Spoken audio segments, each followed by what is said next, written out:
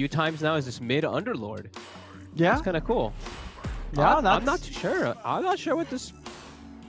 Yeah, I'm not too sure what to think of it, to be honest with you. It's very different. I mean, it's going to be easy CS right in the mid lane. You know, that's the great thing about Underlord. You know, good job trying to sort of get the last hits against him. Limp's going to have a pretty good edge with that.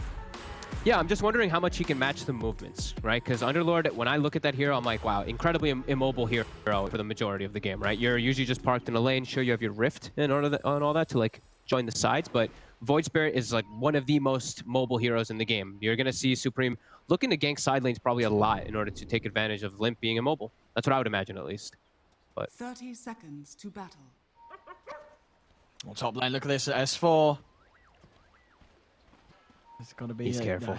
He's careful. He's not heading over here. As they were sort of prepared for some action there in IP, but yeah, sort of across the boards, yeah, the panel liking what Alliance has. Well, would you sort of agree, or is there something you see from NIP's that, yeah, NIP's hero roster that you sort of favor? I do like Alliance a lot more. They have so much more overwhelming team fight. I think NIP can be scrappy though. That's the one thing. Like they can look for these constant fights, trying to play around cooldowns and stuff like that. This Clockwork and Bounty Hunter can be very devastating versus these squishy supports. Rubik and Witch Doctor can definitely feed. As you said, it's definitely going to be very interesting to see sort of how Limp plays it against sort of Supreme. I mean, it will be sort of a situation where when Supreme does make those movements, you know, Limp with the aura gets a few CS, you know, you're hitting hard. So when it comes to sort of taking down the enemy tier 1 tower, you're going to be able to do that pretty well. You know, first Siege Creep wave comes in. If NRP's not prepared to sort of gather around Supreme in the mid lane, that tower's going to fall very low. Yeah, definitely. I see that their NFP setting themselves again for an aggressive tri-lane here, trying to find FNG. He steps up a bit too far. He's got the heal going, but is it enough? It's not. It is not. I mean, as you said, you know, NIP, this is what worked out so nicely for them last time round, right? They sort of start with this aggression, and they're able to sort of peel away the kills and find couriers. Aera's able to get in, take out that courier, so that'll be a sentry out of the game for a little bit of time. Yep, and it forces Saberlight into or S4 into a 1v1 versus Saberlight, where I feel like Saberlight's pretty fine with this. We see this first wave, S4, he's got good control, but everything's pushing into Saberlight. He'll be able to farm these under the tower just fine. And hey, if your bounty hunter is ever getting anything, I think you're pretty happy, because this hero is just, it's also a big question mark for you. I'm just not too sure what the hero overall accomplishes besides, you know, just giving you this track money inside the mid-game team fights. Do you think that for Alliance, this is pretty much... see Hansken?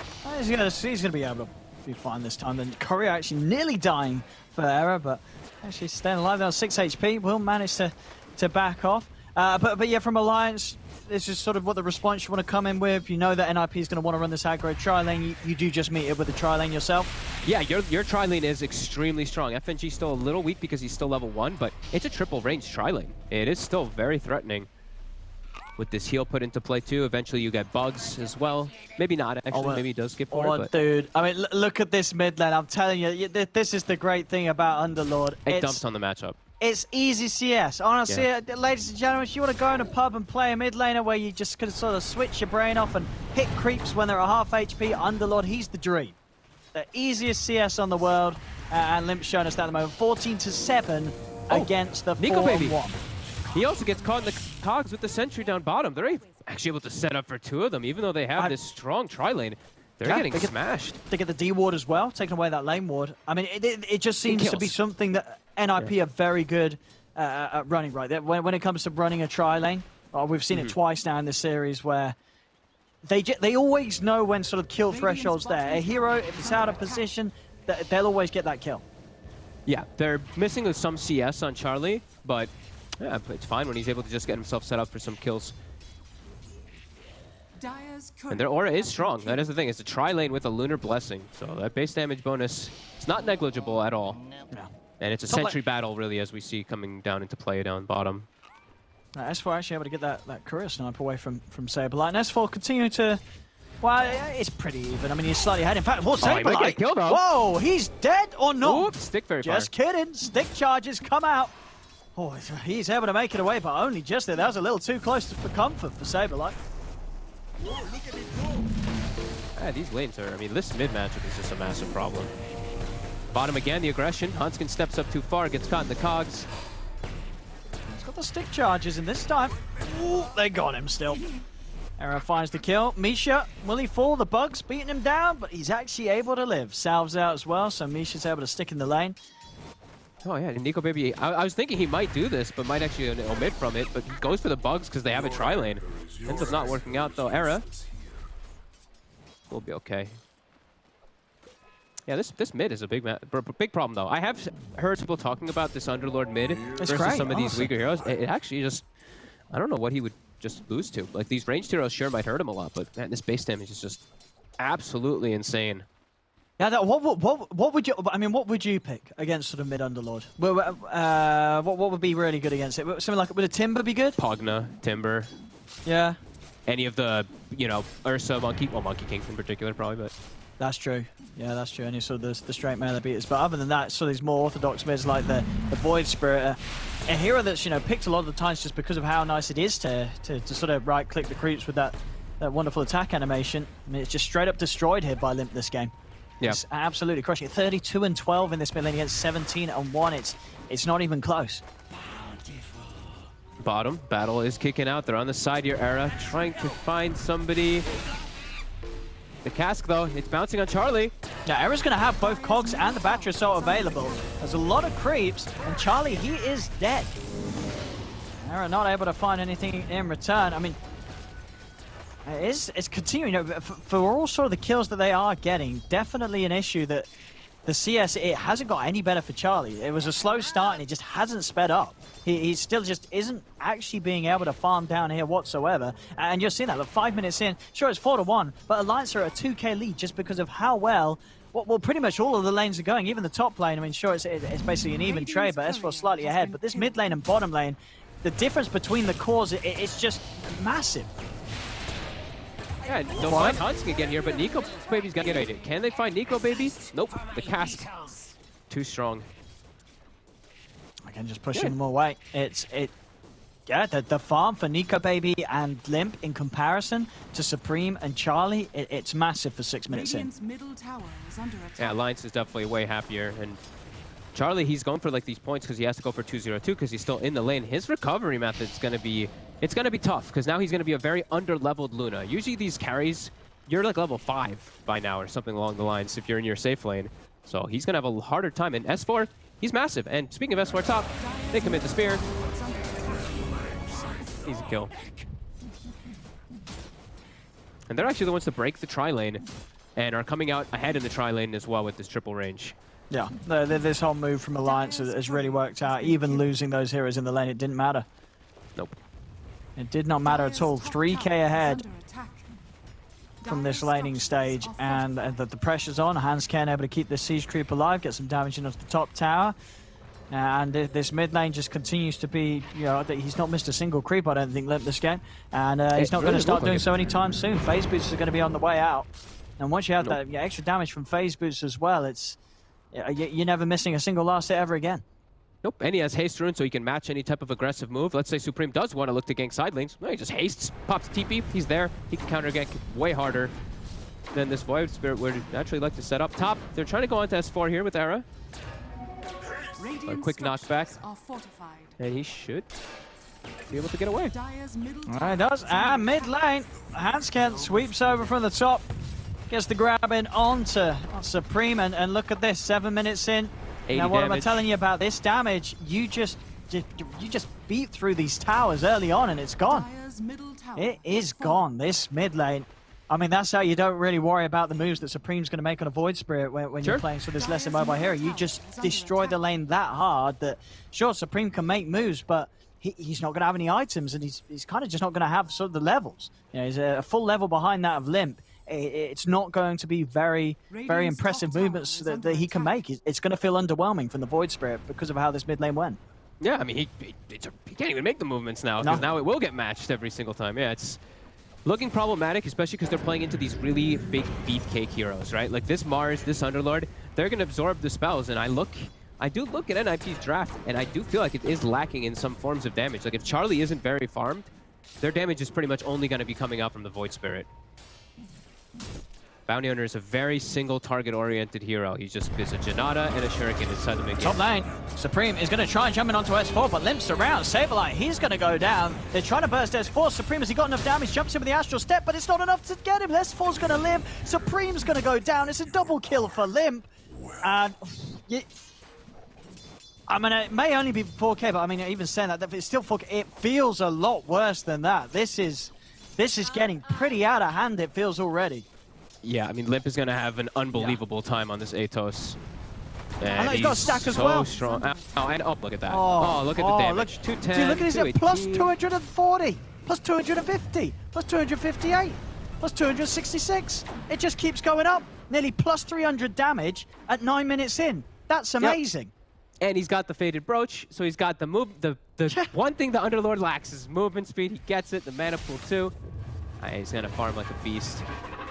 And bottom, Charlie. Actually, I'm gonna run away from a Witch Doctor. Saberlight, despite having sort of that lane where he was able to farm, get the levels, yet to really be able to get involved in any action and use that track to sort of help his team pick themselves back up. There's just not been opportunities. So reason this hero has not been picked very much at all, as he doesn't provide a whole lot. Misha, pushed away by the Spear. Pass out between the two of them. Saberlight, he's just going to die. The Maledict's on him. He's almost certainly going to pop. He's trying to bring down FNG with him. See if he can get himself away. God's Rebuke won't quite connect. Saberlight, is he going to live? But the arena's out. There's no escape for him. Saberlight going down once more. This time, they do get themselves a couple of kills before Saberlight goes down. Yeah, I think it was both track kills as mid well lane. that he was able to clean up. Mid. Supreme, he's got to be careful. He starts trying to jump in onto Limp. He does have Charlie around by the side, but Charlie with the build, yet to put a point into Eclipse. Now he does so, but Limp's already out there. Limp's moved away. They can't burst through the Underlord. As Limp will live and continue his road to what indeed is going to be an incredibly quick, probably around this 11-minute Rod of Atos. Yeah, and I feel like these heroes are going to provide so much distraction on the map. Like this S4 Mars, who's massive, this Underlord, who's massive. It's going to give Nico, baby, all the space in the world. Just farm. That's all he really has to do in this game. He is tracked up, though, after the Shukuchi. We'll have to back away from the top lane from Saberlight. Yeah, not much more than a punch and a shuriken that Saberlight could do right now against him. To restore the void within. That's bottom S4. Just running straight in, looking for action. Aaron does have the hook shot. They will catch S4 underneath the tower. Charlie is just going to drop the Eclipse. Burst through S4 straight away. I mean, NIP, anything that sort of gets presented to them like that, they've got to commit fully. They've got to be a little careful how far they chase, though, because Alliance is coming in with the TPs. Hanskin trying to get a lift in from the sidelines. He'll look over towards Misha. Misha grabbed up. And Misha will go down. One more hit from Nico, baby, does the job. The Maledict on Terra, as well as the overwhelming damage, should bring him out. Limp gets the route out onto the two of them. Supreme caught by the paralyzing task. He's still got an Astral Step to jump away with, and he has to. He gets out, he's away. Now this tier 1 tower is going to take a bit of a beating with the next wave coming in. Once again, Limp's got plus 149 damage if he wants to stick around and try and take this tower. Pretty big that they're able to get these type of kills. Charlie, unfortunately, does not get the last hits on them, but does get enabled a little bit, and they hold their tower for a moment. Now, it does look like it'll inevitably go down because this 133 bonus damage. They're doing an okay job of fighting back when it's 6k deficit at 12 minutes. It's like, it's very Alliance favored right now because of this, so it's always good if NIP is able to get any type of kill comebacks. Wait, I'm worried for him, Owen. I don't know how they come the back. recovery in this for one, Charlie is just going to go slow. I mean, just look at sort of the position he's in right now. We're at a stage of the game. Hanskin's just about to overtake the farm of Charlie's Luna at 12 minutes in. This has not been the start that NIP hoped for when they ran that tri-lane. And the thing is, you look at Charlie, he's 2-1-5. You know, that sounds pretty impressive, but then look down. 38 lasted in 13 minutes. They just went two in on the kills. I guess sort of the benefit of running this tri-lane, it doesn't matter if you're not actually able to farm. You know, it really just goes to show, 2-1-5. He's involved in 7 kills at 13 minutes, but he's still this far behind, and his recovery is not looking easy. No, especially because you have to put these high points in your beam for the lane. Yeah, the experience is about 4,000 for Alliance, but yeah, that net worth is just continuing to rise as they farm at a faster rate. Charlie, now he has 2 points in glaives, but that's still gonna need a lot of time to kind of recover here. And he's into very good counters of his hero too. Like Mars and Underlord Zeros are pretty good versus the Luna at most stages of the game. This atrophy aura is always going to be a problem.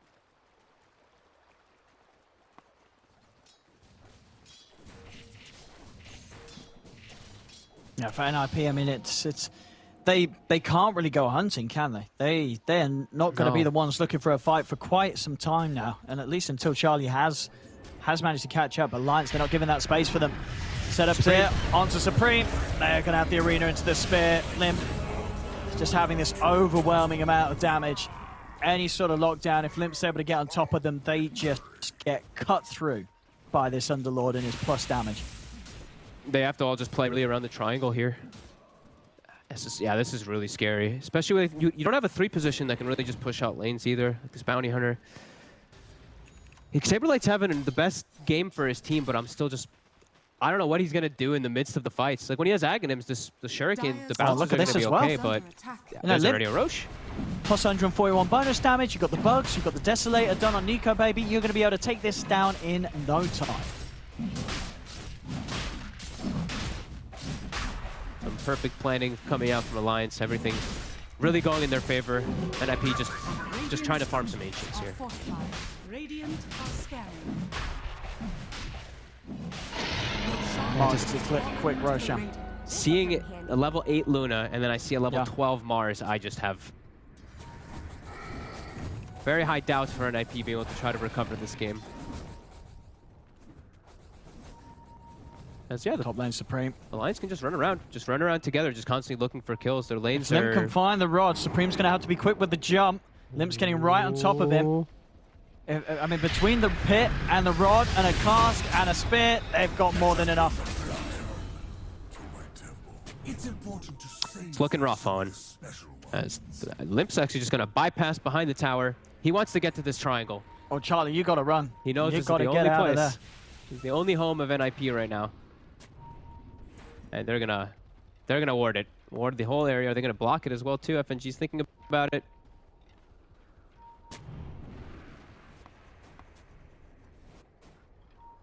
This is some impressive stuff here from Alliance.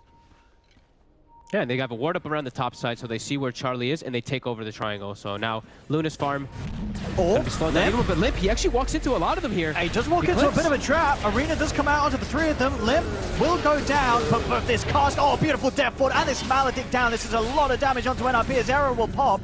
But Saberlight, can he actually clean up more? He's running down FNG, will find a second, but they've lost 4 on NIP. Saberlight's trying for the TP up, but S4 again with the blink, finding the perfect angle, spearing him straight into the tree. It's a team wipe as NIP just getting crushed once again. Even in a situation where, you know, it couldn't have really started more awkward for Alliance. You know, Limp walking into the entirety of them. They kill him off at the start of it all. It isn't enough for NIP at this point. Alliance are that far ahead that even when Alliance, you know, begin the fight losing one of their strongest heroes, it doesn't matter because everybody else on their team is just so far ahead of the counterparts. Yeah, absolutely. S4 just holds his ground in the front. FNG gets great cast bounces, and yeah, you're really seeing that gold deficit coming into play. And it's, like you said, you know, they started it. There's no better way to start a fight. Nico, baby, he also just gets the free cleanup throughout all of it there, and yeah, it's feeling pretty damn impossible for NIP to recover. Charlie, he dies right at the start of the fight too, so doesn't really even get much XP.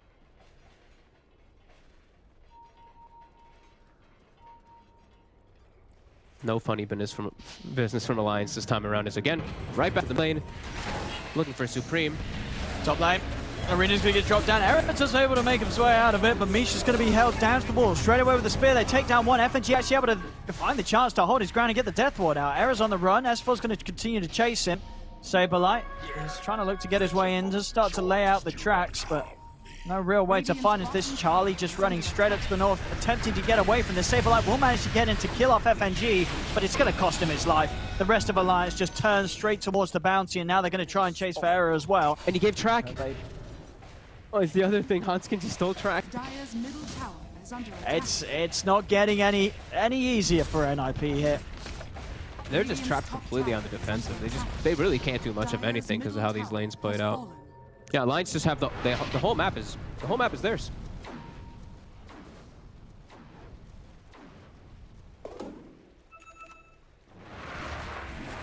Era.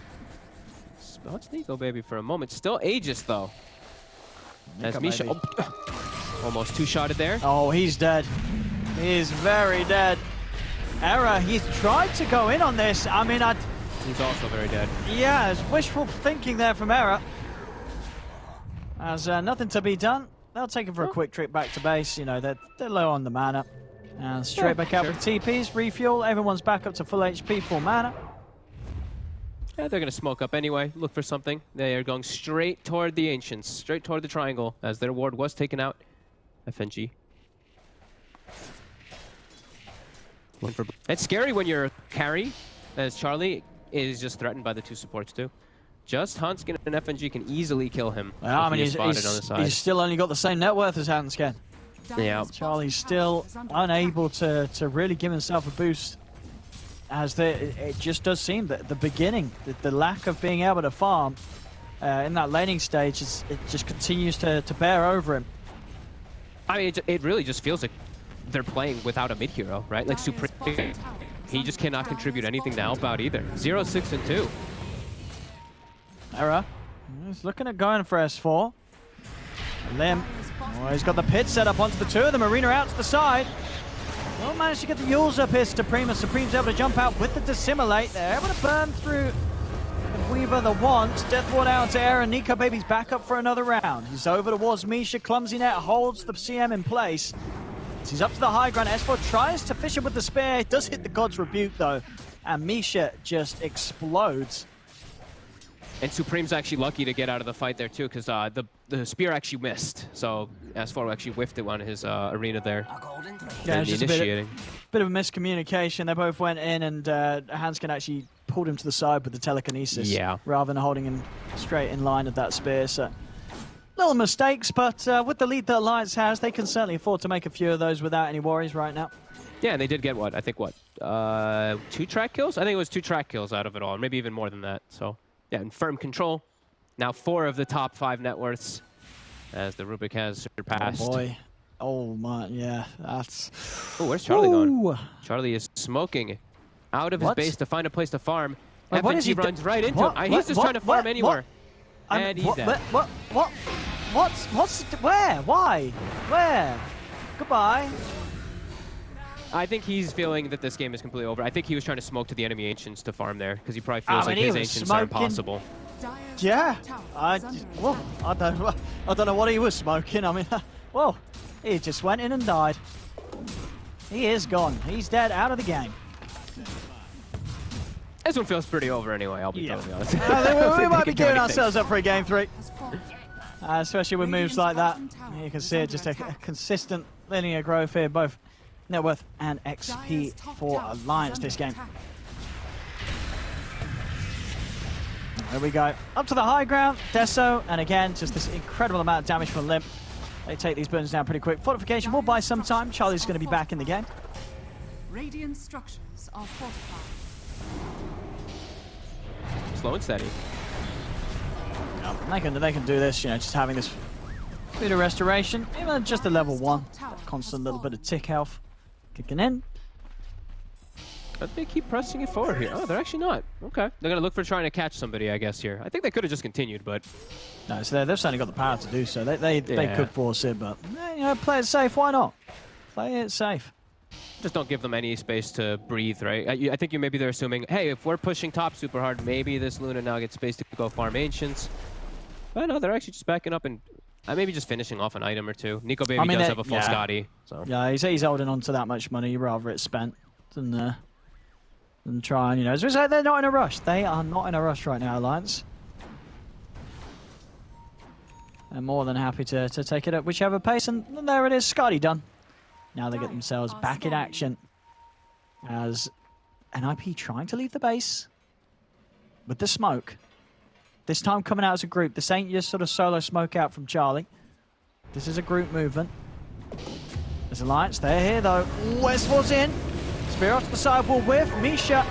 Dies in a beautiful flurry of his ultimate. Limp's got the pick control onto Saberlight. The cast bounces as well as the Death Ward down onto him. As Saberlight falls, 2 quick kills for Nico Baby and straight over towards the top lane they go. Jump forward, Clumsy Net Into the spear, doesn't quite clip onto the tree though, so Supreme will still manage to make it out of there. Maybe not, the pit's out. Any further lockdown there isn't. Supreme's away. He's able to live, but these top racks taken down Dire's top within barracks seconds. are under attack. And Alliance, they can look to sweep over towards the mid lane. Misha's brought back. Dire's top barracks Charlie does manage to push out the wave mid, but still just struggling to touch any of the net worth that the top 4 members of Alliance do have. They just have to watch their base die. Dire's middle tower has fallen. They can't stop this at all. Bottom lane. They're going to try and going on to Hansken. Blowing the Eclipse will do it. Middle barracks They've managed to kill Hansken, but they've lost 2 whole sets of racks in the process. They'll jump forward. Supreme is chased trying out. for something. The Cask and the Maledix is out onto him. Yeah, they'll cancel that rift out. Limp's more than happy to stick around. The bug's onto Misha. He's dead. Spear on a Supreme is into the tree. And we can probably expect a couple of Gs coming out very, very shortly as they've caught themselves Saberlight yet again. The pit control, it's too much. They have no items to deal with this sort of lockdown right now. As 3 are dead. They've caught Charlie. They're in with the spear. Charlie's gone. S4 dominating. GG. And there we have it, ladies and gentlemen. We'll go into a game 3. Game 1 looked pretty clean, pretty good for NIP. Then game 2 happened. Alliance came in with some fresh stuff. The Limp